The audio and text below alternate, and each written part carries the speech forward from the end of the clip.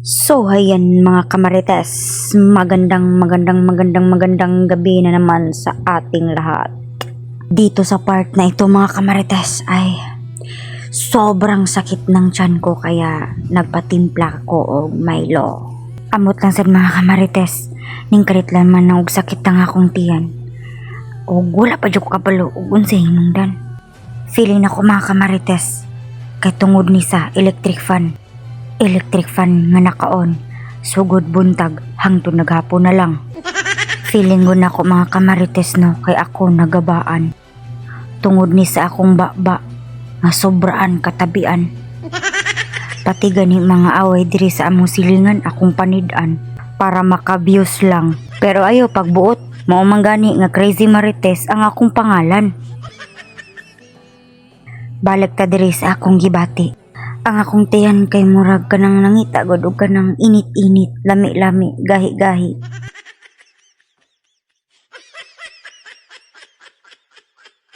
Syempre, kung naay painit-init, syempre napunte gahi-gahi diri Nga ribis ko ang sarap ng feeling mo.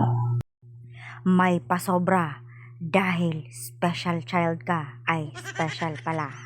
Charot! Let's go back to the reality mga kamarites. So ayun, na board po tayo mga kamarites at gusto ko pong tawagan si Kuya Bud's Adventure. So ayun ay bigla kong naalala na wala namang palang signal doon sa bukid. Kaya yun, tininan ko na lang yung mga videos niya mga kamarites para naman sa ganun ay maibsan yung pangungulila ko kay Kuya Bud's Adventure. Tinatanong ko yung sarili ko mga kamarites ba kung kailan ba kaya kami ulit magkakasama.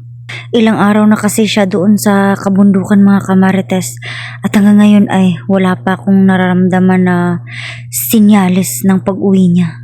Alam niyo naman siguro mga kamarites, yung feeling na gustong gusto mo siyang mayakap, mahawakan at mahagkan.